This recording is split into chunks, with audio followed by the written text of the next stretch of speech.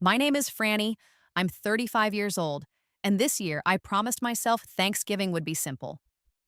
No drama, no speeches about gratitude that felt like lies, just food, quiet, and family.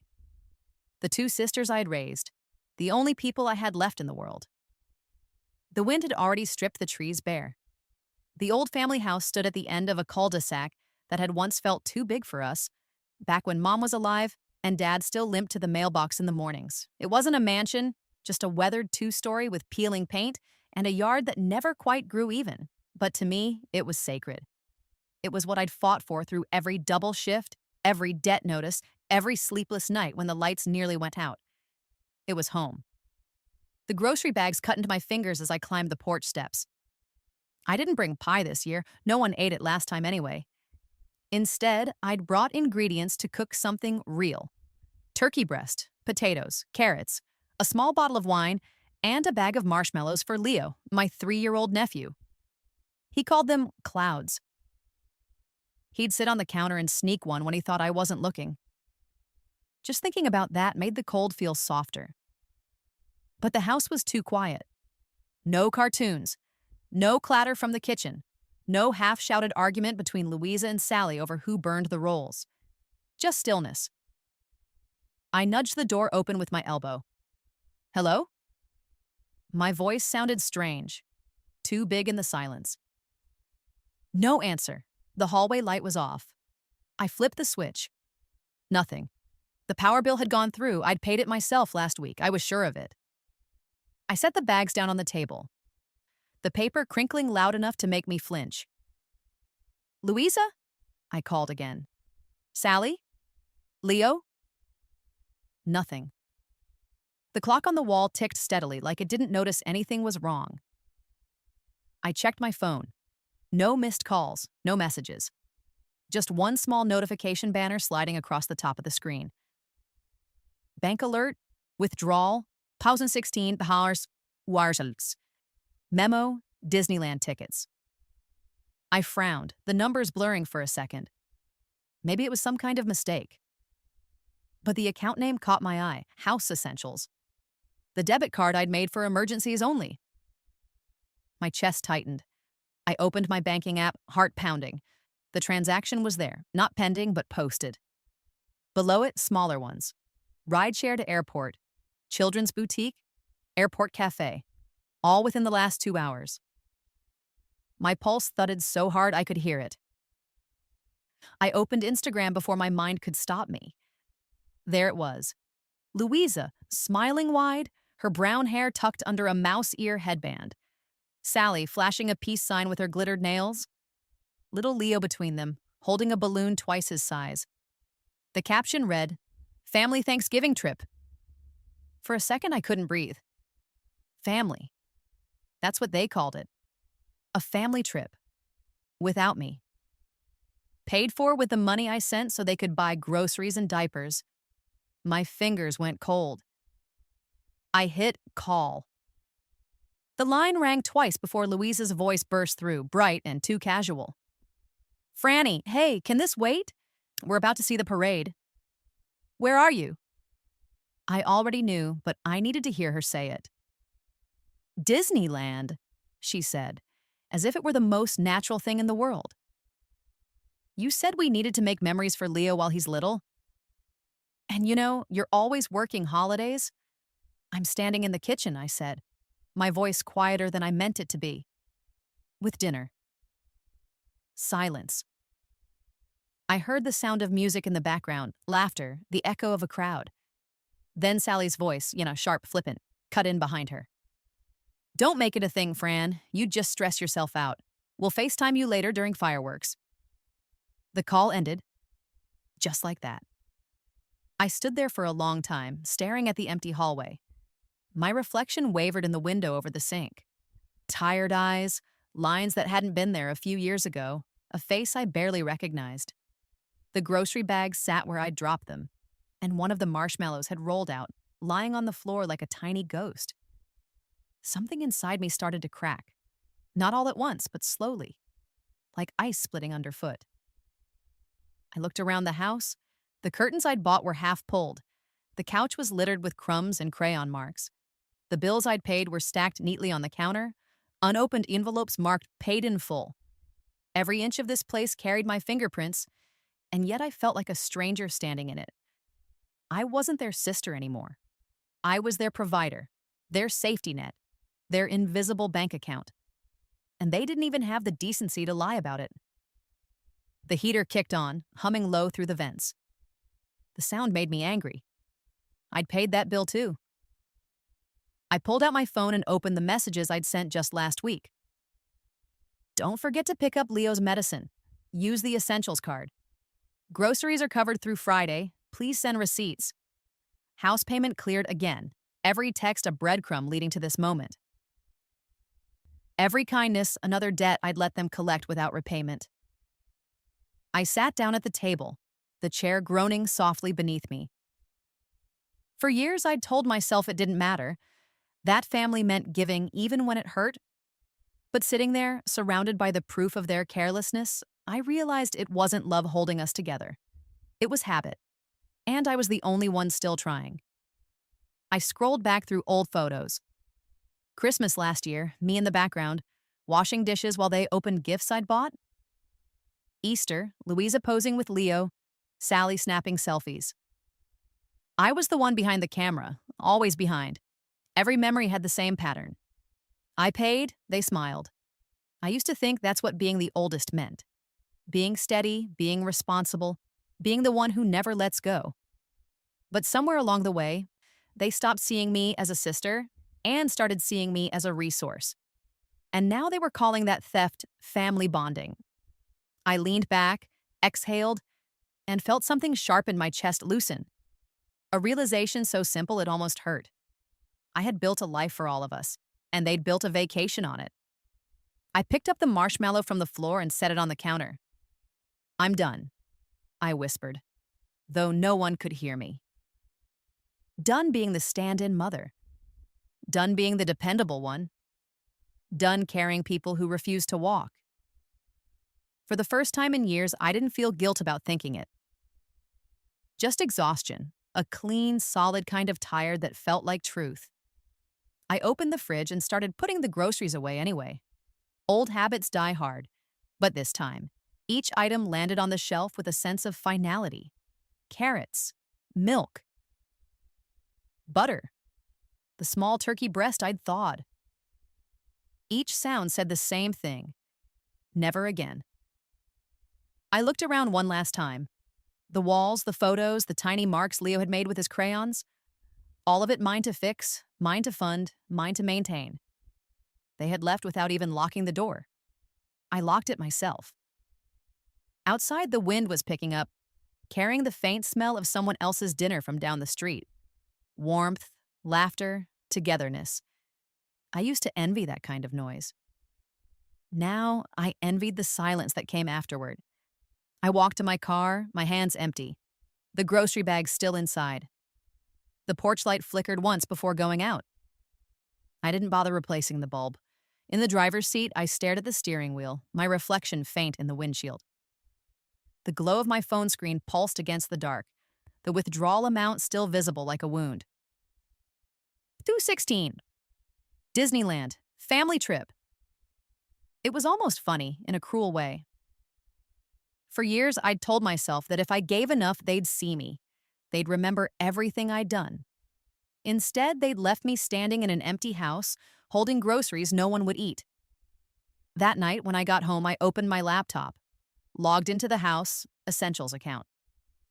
The cursor blinked at me, waiting. It took less than a minute to do what should have been done years ago. Revoke access, transfer the remaining funds to my own account, cancel automatic payments that didn't belong to me. The utilities stayed. I wasn't heartless. They wouldn't freeze in the dark, but the extras and the streaming subscriptions, the urgent deliveries, the endless comfort disguised as necessity, those were done. For the first time in years, my balance wasn't zero. It was small, but it was mine. And it felt like oxygen. The phone buzzed again. A text from Louisa. Franny, we'll talk when we get back, okay? Don't overreact. Love you. Then one from Sally. Relax. We deserve this. You've been too uptight lately. Deserve. That word hit harder than the withdrawal ever could. I didn't answer. I just stared at the screen until it dimmed, and for the first time in my adult life, I didn't rush to fix things. I didn't type an apology or send money. I let the silence stand. That night I couldn't sleep, but it wasn't because of anger. It was clarity, the kind that feels like an ache behind your ribs. They'd taken something more than money. They'd taken every boundary I ever had and used it against me. And now, finally, I was ready to take it back. Outside, the streetlights flickered against the frost. The city was quiet, waiting for morning. And somewhere between exhaustion and calm, I knew what I had to do. This Thanksgiving, they'd left me behind. By Christmas, they'd be the ones standing outside. Before we go any further, tell me honestly, do you think I was cruel? It's okay if you do. Sit with that feeling. Hold it up to the light. Then stay with me a little longer and decide again at the end.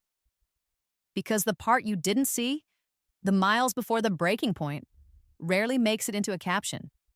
People judge the moment the cord snaps. They don't see the years you spent knotting it back together with your teeth. I was 23 when Mom's heart quit on a night shift she shouldn't have taken. Louisa was 16, all mascara and trembling hands. Sally was 13, angry in the way only children who still believe the world owes them safety can be. I remember the smell of disinfectant and winter air stuck on my coat as I sat with the paperwork. A nurse handed me a styrofoam cup of coffee I didn't drink and said, "You're very composed." I didn't feel composed. I felt vacant, like someone had cut a neat little hole out of me and forgot to sew it closed. Dad had already been limping by then, getting slower every year, his breath shorter on the stairs. The doctor said the words degenerative and manageable like someone describing the weather. We managed. We compressed life to fit inside what his body allowed. Shorter days, smaller lists. A chair near the window where the sun reached. When Mom died, grief didn't roar. It whispered. It filled the house with a soft, relentless hum like a refrigerator you stop hearing until it breaks. At the funeral, I sat between my sisters and counted tasks in my head. Cancel the utilities at the hospital apartment Mom kept for double shifts. Return her scrubs. Pick up Dad's prescription. Call the mortgage company before their late fee posted. When the last casserole was wrapped in foil and the well-wishers had gently vanished, I stood in the kitchen, turned on the tap, and washed 24 plates until the water went cold. That was the first night I understood that grief for some of us is administrative. People said the right things. You're strong. Your mother raised a good one. Your sisters are lucky to have you. Every compliment felt like a receipt. I took a second job that week. In the mornings, I stocked shelves at a big box store that smelled like rubber and laundry soap. In the afternoons, I changed into a black shirt and balanced plates on one arm at a diner with cracked red booths and coffee that could strip paint. I was too young to feel that old, but the math didn't care. The mortgage check needed to clear. Dad's copay needed to be waiting at the pharmacy counter. Louisa needed textbooks. Sally needed braces. Want and Need got married in that house. Their children were named Maybe Later. And, if we're careful, money turned into hours. Hours turned into a list taped to the fridge in my neat handwriting. Monday, Dad, PT at 10, pharmacy after. Tuesday, Louisa, school pickup, choir at 6. Wednesday, diner doubles, ask for extra tables. Thursday, Sally, homework check, dentist at 4. Friday, mortgage, non-negotiable. I started speaking in numbers. That's 40 this week plus 12 overtime, I'd say, and Dad would nod from his chair like he understood, even if his eyes had already gone a little foggy. I learned to love small economies, hanging laundry to avoid the dryer, turning off lights from rooms nobody was in, buying the off-brand detergent you had to use twice as much of. I cut coupons until the scissors gave me a blister. On my 24th birthday, I blew out candles on a sheet cake Louisa baked from a box and wished for exactly one thing: a month without an envelope stamped urgent. I didn't get it. Instead, I got a call from the mortgage company reminding me that the grace period had ended. The woman on the phone sounded kind. I told her I'd be in by noon. Then I went to the diner early and told the manager I'd take the counter, the patio, the back booth, all of it. You can't be everywhere, he said, and handed me 4 tables anyway, because I'd made a habit of being what the room needed. Sally, still a teenager then, was the kind of beautiful that made strangers assume someone else would take care of her. Louisa had mom's eyes and a habit of apologizing for everything. Sorry I'm late. Sorry I borrowed your sweater. Sorry I breathed too loud. I didn't want them to learn to love the way I did, in numbers and lists. So I paid quietly and let them be girls a little longer. 2 years after Mom, the day Dad didn't wake from his nap felt like a mercy packaged as loss.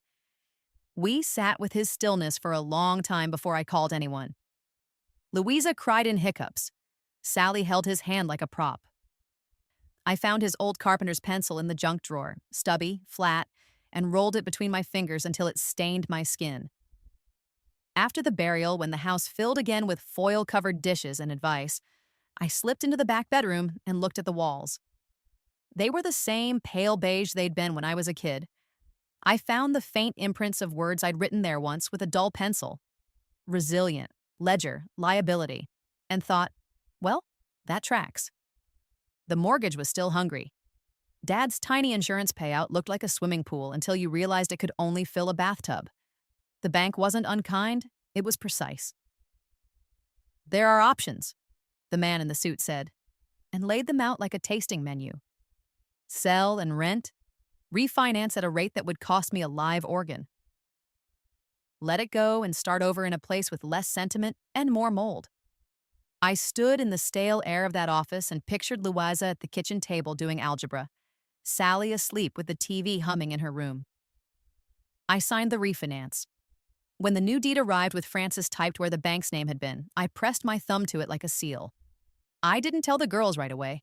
I just taped a new list to the fridge. Utilities. Auto pay on the 12th. Groceries. Sunday, cash only, receipts in the jar. Emergency. Separate envelope, back of the drawer. Do not touch. Louisa finished school, started a job at a beauty counter, then quit 2 months later when the store manager said she smiled, too much for someone without commission. Sally floated between community college and boyfriends who swore they'd get their lives together soon. I stopped believing in soon. It's a word people use when they mean never.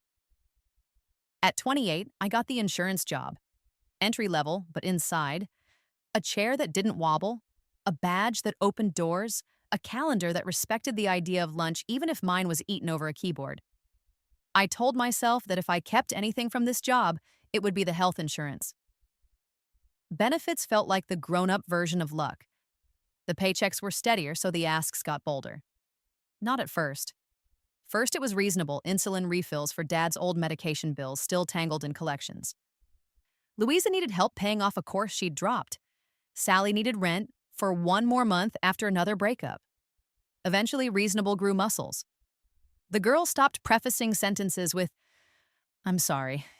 They started using, It's just $100 for the deposit. I'll pay you back Friday. It's just a few groceries. Leo eats so much these days, Louisa said one day. And I paused, confused. That was the first time she'd said his name before he existed. She smiled shyly. I didn't want to jinx it, but I'm pregnant. I was 32 then. And despite everything, the debt, the exhaustion, the way my body ached from fluorescent light, I felt something close to joy. Maybe this was how things turned. Maybe love returned in the shape of a child. Leo arrived in early spring, pink and loud and impossibly small. Louisa's marriage lasted exactly as long as it took for his father to realize babies cry and bills don't disappear. When she came home with the baby in a suitcase, I said, "Of course." We turned the spare room into a nursery with curtains I hemmed crooked at midnight. We bought a secondhand crib from a woman who wanted to tell me her entire breastfeeding journey while I nodded and counted the cash twice. My paycheck stretched thinner again, but this time I didn't resent it. I told myself it was temporary, that once Louisa got back on her feet and Sally settled somewhere stable, I'd finally have space to breathe. I opened a separate account, house essentials, and set clear rules. Groceries, diapers, heat, water, I said. If it isn't a need, it waits. You'll both have access, but keep receipts. Louisa nodded, eyes rimmed with exhaustion and gratitude. Sally rolled her eyes. We're not children, she said, scrolling her phone. I didn't argue. I just handed Louisa the card. For a while it worked.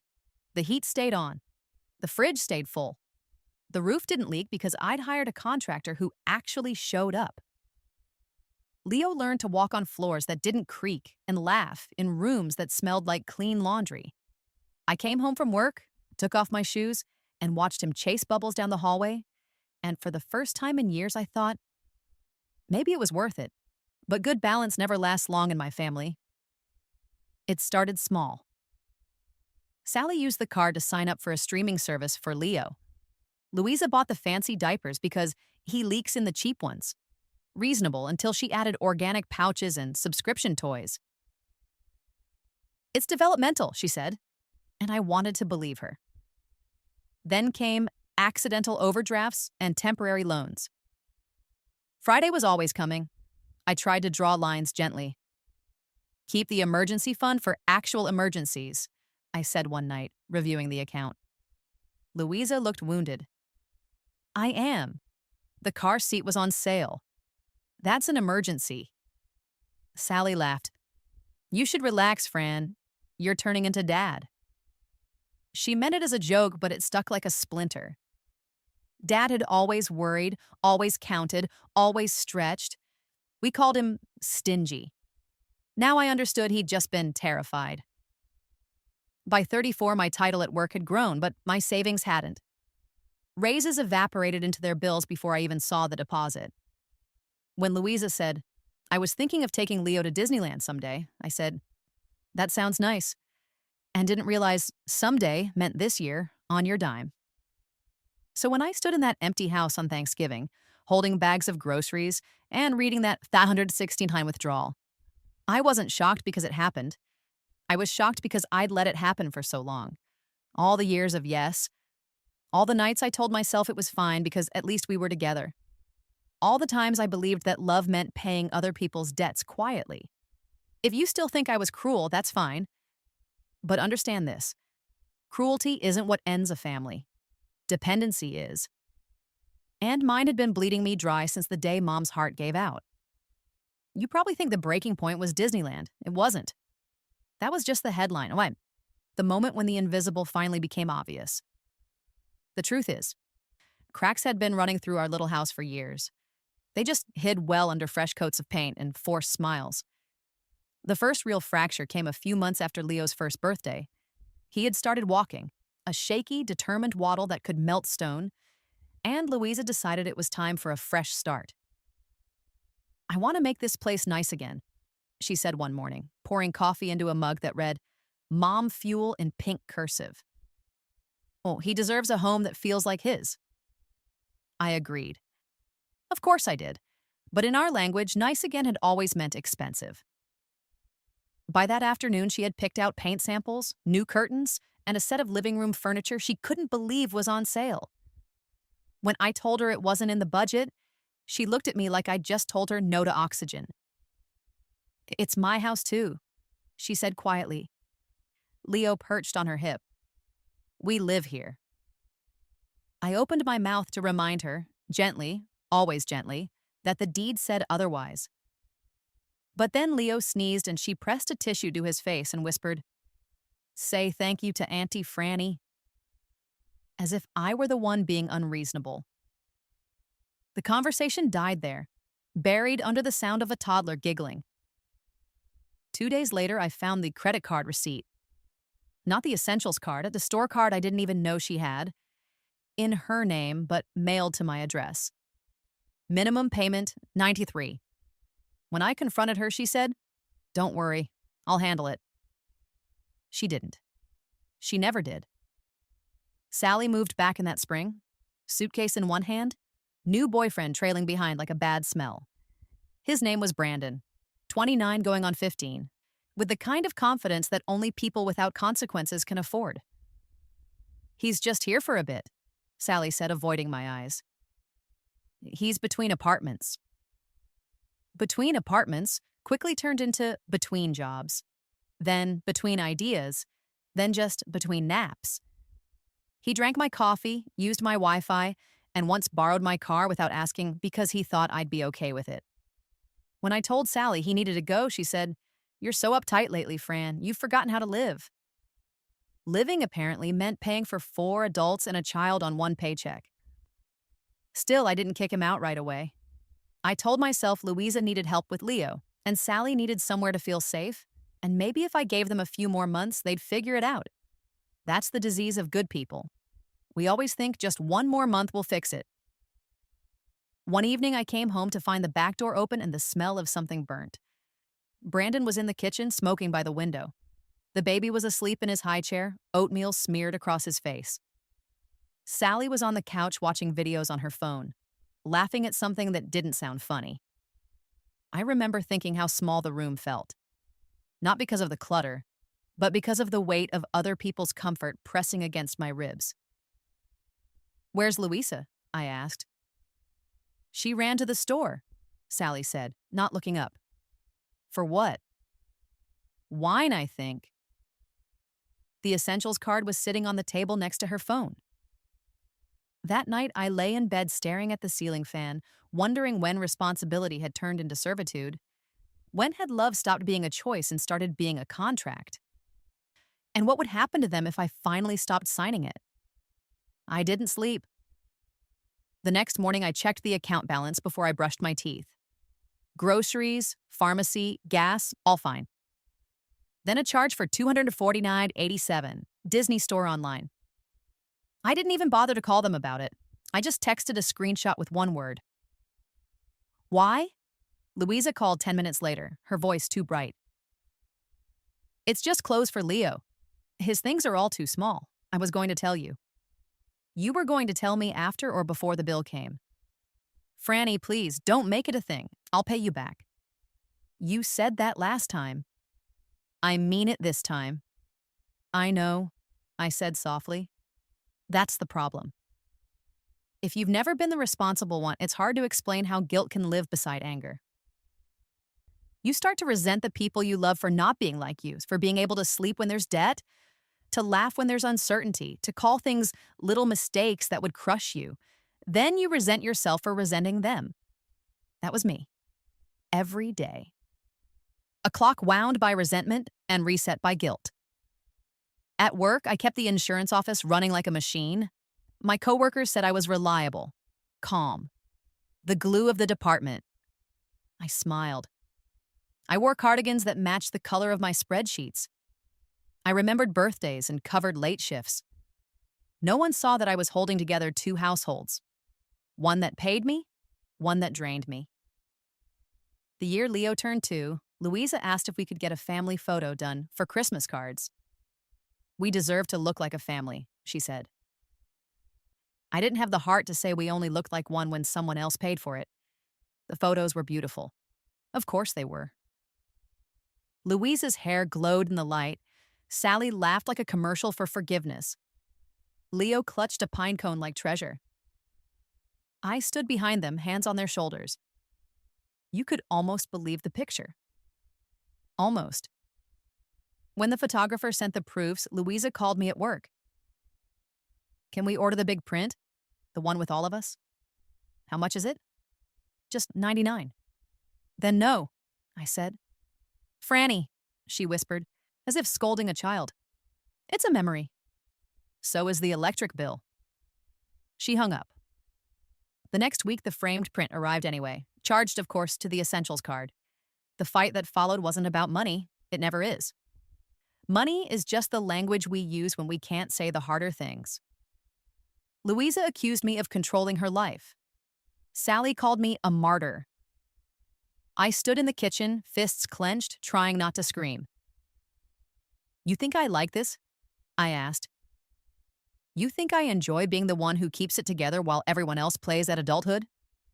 "You like being needed," Sally snapped. "It makes you feel superior." Louisa tried to quiet her. "Stop it. Fran's done everything for us. No, Sally said, eyes glittering. She's done everything for herself. She wants to be the hero. I could have argued. Instead, I said, heroes don't pay for your Netflix.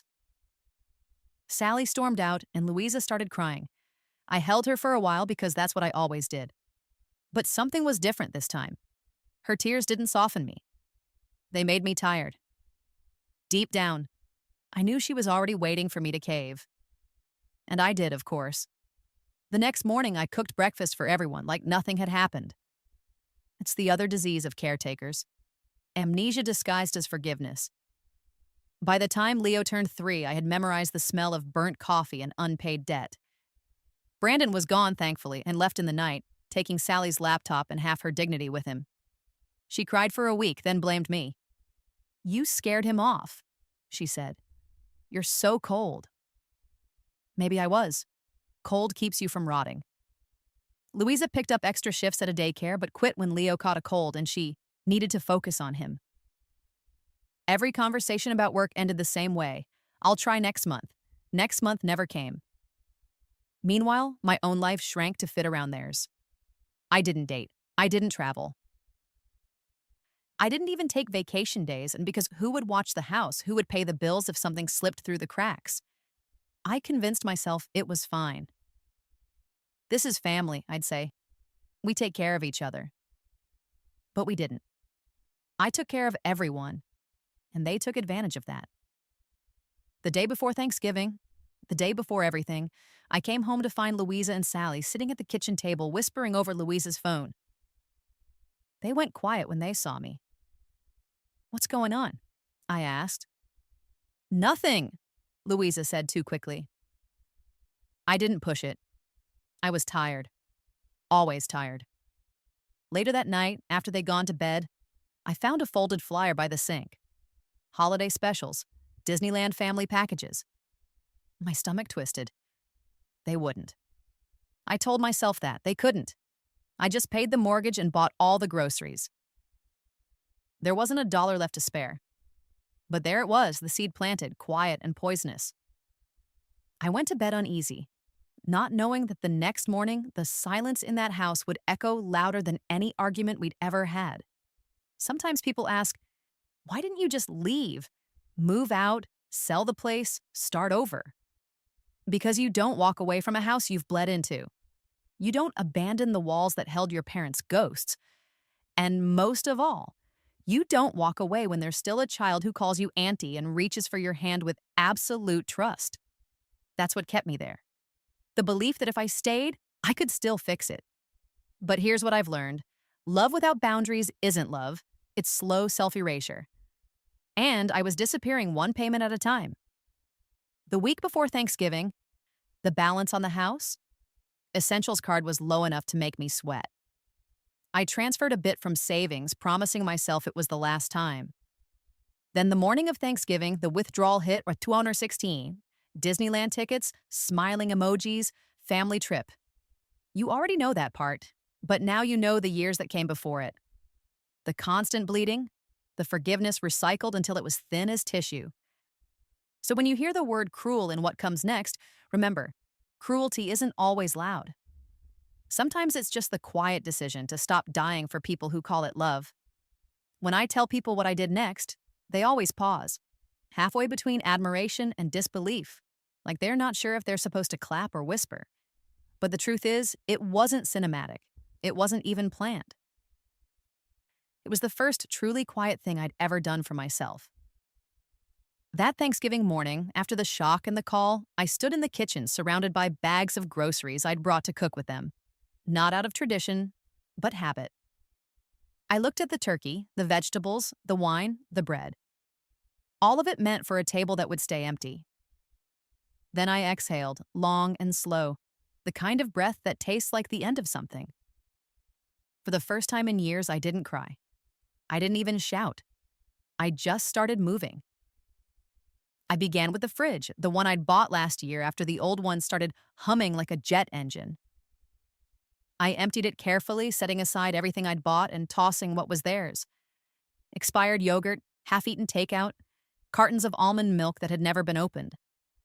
I cleaned every shelf until it shone. Then I stood there, staring into the bright, humming emptiness and thought, this is what peace might look like. After that, I went upstairs. Louisa's room was still the same pastel chaos it had always been. Laundry piles, toy baskets, perfume bottles half full, the smell of baby lotion and cheap candles. Leo's drawings were taped to the wall. Circles that were meant to be cats, stick figures with smiles that reached their ears. For a second, I felt guilt twist in my gut. He was the only innocent one in all this. I whispered to the air, "This isn't about you, kid."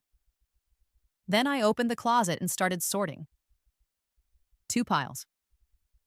Keep. Donate. That was the rule. Everything that belonged to them went into labeled boxes, clothes, toys, shoes, makeup, kitchen gadgets they never used. I moved methodically, the way you do when you've stopped hoping for gratitude. With each box, the air felt lighter. By noon, the downstairs was filled with cardboard towers. I stacked them neatly near the door, labeled in thick black marker, Louisa, Sally. Every item had a home now, just not here. While I worked, my phone buzzed over and over, missed calls, messages. From Louisa, "Franny, please pick up.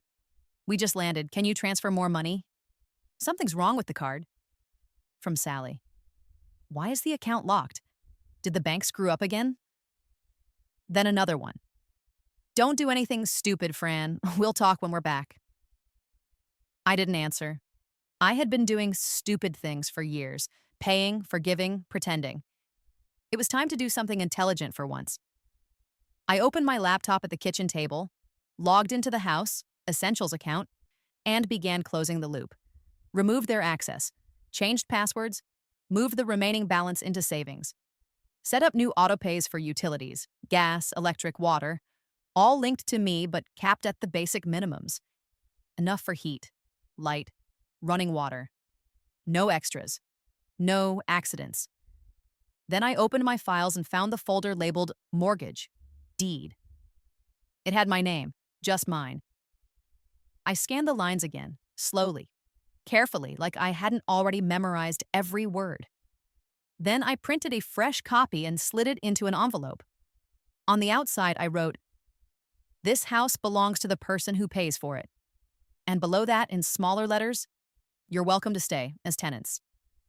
I went to the hardware store that afternoon. The clerk, a man with kind eyes and a name tag that said Pete, didn't ask questions. I bought a box of heavy-duty contractor bags, 2 rolls of packing tape, and a new lock set. Back home, I unscrewed the old doorknob from the front door. My hands shook a little, not from nerves, but from the weight of what it meant. I'd replaced so many things in that house.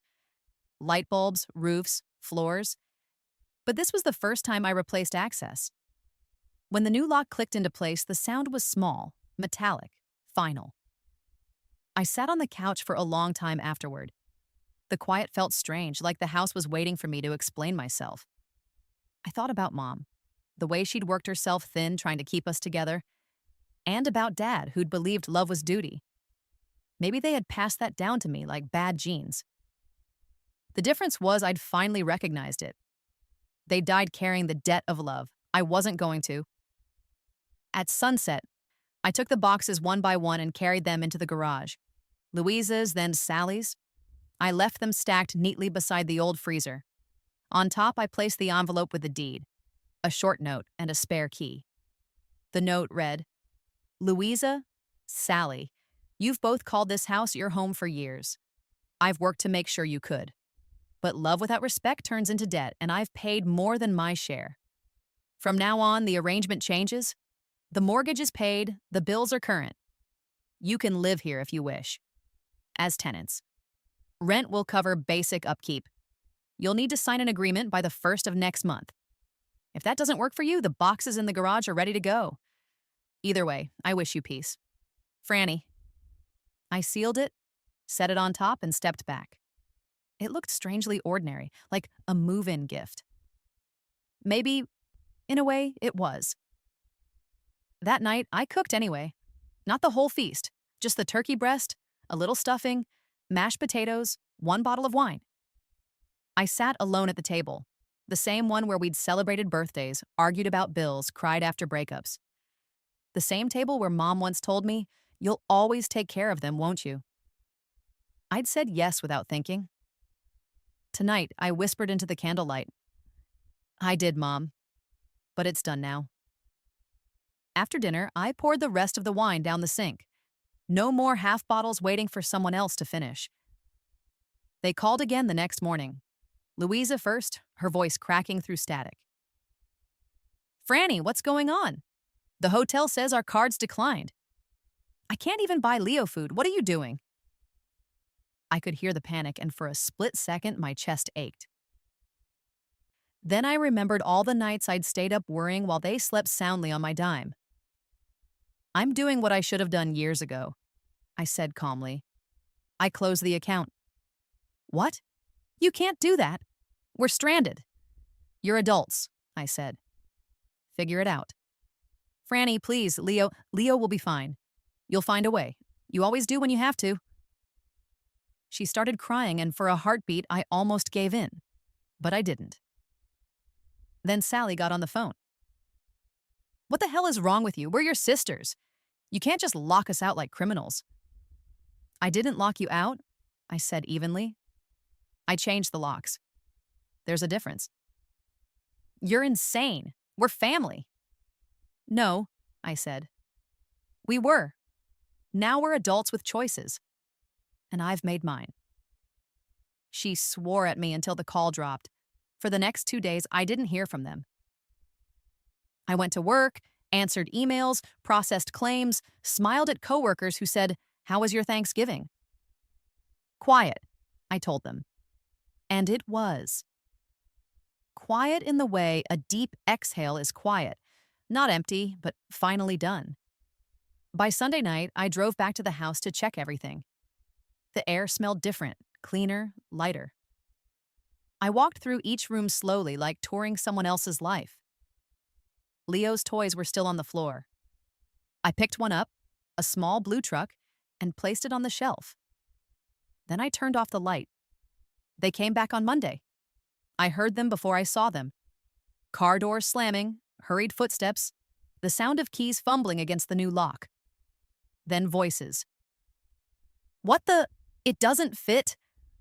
Sally's voice, sharp. Louisa's softer, panicked.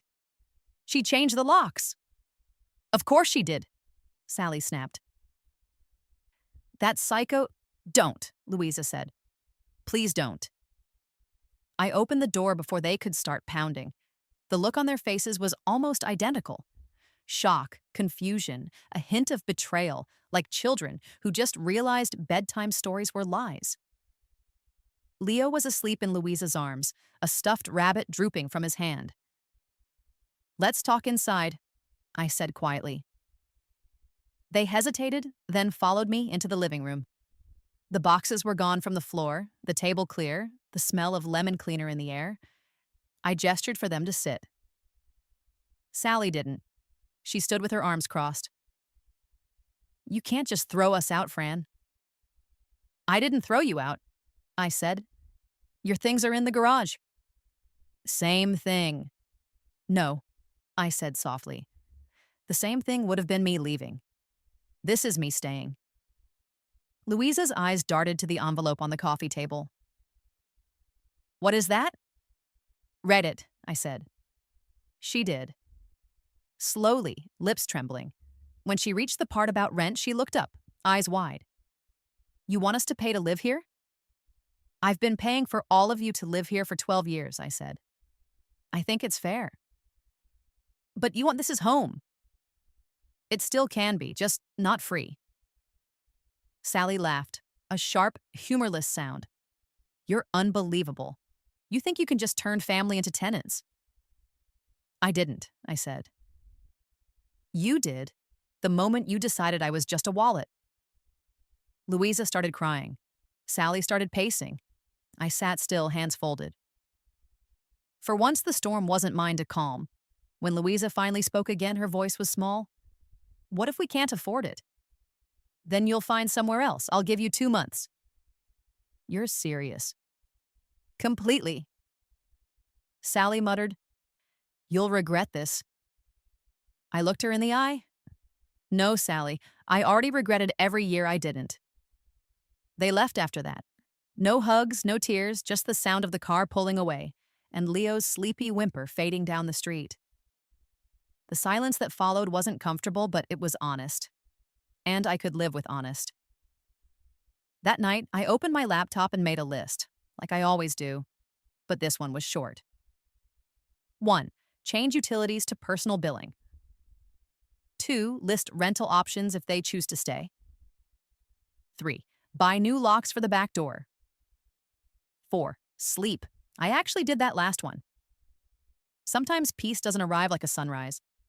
Sometimes it comes like a quiet afternoon when nobody calls, nobody asks, and the air in your own house finally belongs to you again. I didn't plan revenge. I didn't need to. All I did was return ownership of my life to its rightful owner. And for the first time since I was 23, I slept through the night. It took them 3 weeks to call again. Not a text, not a voice message. A call. I knew they would. Guilt always circles back when comfort runs out. It was a Sunday morning, quiet, with the kind of pale winter light that makes everything look washed clean. I was sitting by the window with a mug of coffee and the quiet hum of my own breathing, and for once, the silence didn't feel like absence. It felt earned. The phone rang, Louisa's name. I let it go once, twice. Then I picked up. "Hey," she said, voice small, fragile. "Can we come by? We need to talk." Of course they did. When they arrived, the air outside smelled of rain and guilt. Sally was driving. Louisa sat beside her, eyes red. Leo was in the back seat, pressing his palm to the window like he remembered the shape of home. I opened the door before they could knock. "Come in," I said. They did, cautiously like visitors at a museum where they weren't sure what they were allowed to touch. The house looked different to them now. Cleaner, brighter, unfamiliar. I had rearranged the living room, replaced the heavy curtains with something light, almost sheer. There were plants on the windowsill, a candle burning near the sink. It wasn't their house anymore. It was mine. Louisa went straight to the couch, clutching Leo's jacket. Sally stood by the door, arms crossed, her default armor. "Coffee?" I asked. Sally snorted. "We're not here for brunch." Louisa whispered, "Please, Sal, don't." I poured anyway. 2 mugs, 1 for each of them. Though I knew they wouldn't finish. When I sat down across from them, the quiet stretched thin. Finally, Louisa spoke. "We're sorry." Her voice cracked on the last word. "We messed up, Franny, I know that. I don't know what we were thinking." "You were thinking it was always going to be my problem?" I said, calm as glass. She nodded. "You're right." Sally's jaw tightened. "We were just trying to have one nice thing, okay? One good trip. It's not like we stole from strangers." "You did worse," I said. "You stole from the only person who never told you no." Her mouth opened, then shut again. Louisa set Leo down on the floor. He found his old toy truck, the one I'd put back on the shelf, and started pushing it along the wood, making soft vroom noises. That sound, innocent, steady, hurt more than anything they could have said. "I didn't come here to fight," Louisa said. "I came because we don't have anywhere to go. The landlord where we're staying says he needs the place for family. Rent's gone up everywhere. I can't afford it, Franny. I can't." Her hands trembled. "We'll pay you, I swear. Just, please, let us come home." There it was, in that word again. Home. But the truth was, home had stopped being a place we shared the moment they'd boarded that plane. I looked at her. Really looked. At the tired face, the dark circles, the lines forming around her mouth. She wasn't the golden girl anymore. She was me, 10 years younger, carrying the same kind of exhaustion I'd worn for decades. The difference was she'd chosen it. "I meant what I said," I told her. "You can stay. As tenants. The rent's not negotiable.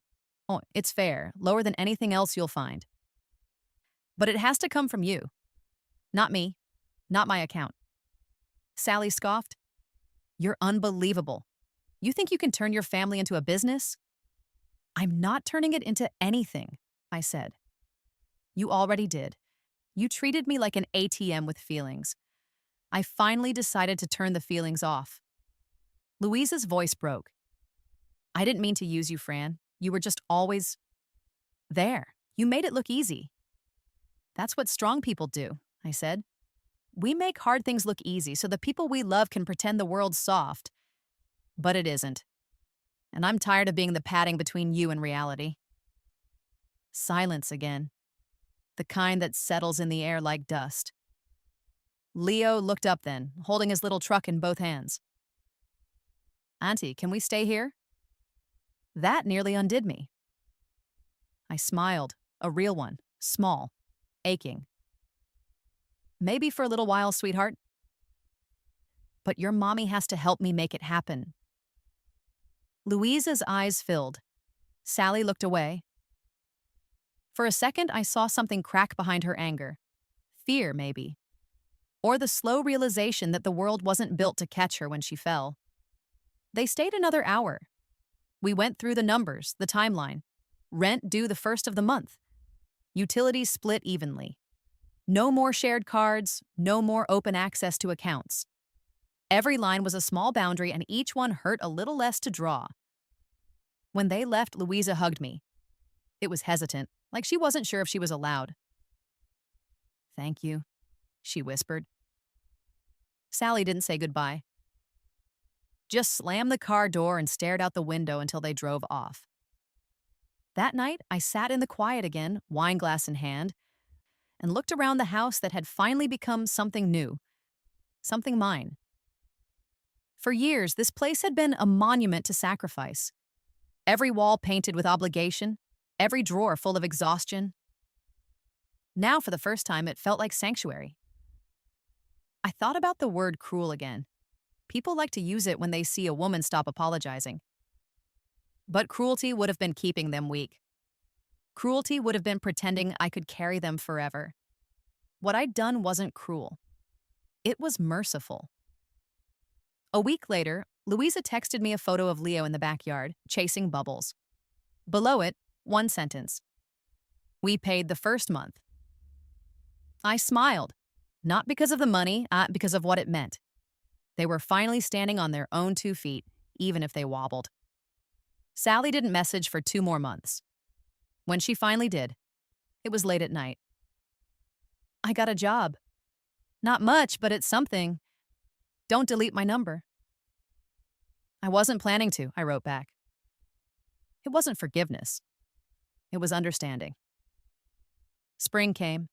The roses in the front yard, the ones Mom used to prune with her old kitchen scissors, started to bloom again. I trimmed them, careful not to cut too deep. You have to know how much to take so the plant grows stronger next year. Standing there, gloves covered in soil, I realized that boundaries work the same way.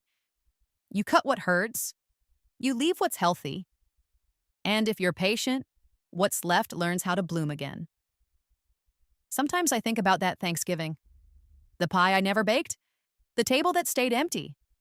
If I could go back, I wouldn't change a thing, because that silence, that sharp, cold stillness, was the moment my life exhaled. People love to call what I did revenge. It isn't. Revenge requires anger. What I did came from clarity. I didn't want them to hurt. I just wanted them to grow. And sometimes growth only happens when someone stops protecting you from consequences. So if you ever find yourself standing in an empty house, holding the weight of everyone else's choices, remember this. You don't owe anyone your ruin. As for me, I still send Leo presents, books, crayons, sometimes a toy car. Louisa sends thank you photos, always with a note. He misses you. I visit occasionally. The rent comes on time now. Sally helps more than I expected. We don't talk about the past, not because it hurts, but because it finally doesn't have to. The house is quiet again. Peaceful. Paid off. When I water the plants in the morning, the light hits the kitchen window just right, and for a second, it looks like the home I used to dream about. Not perfect, not full, but finally mine.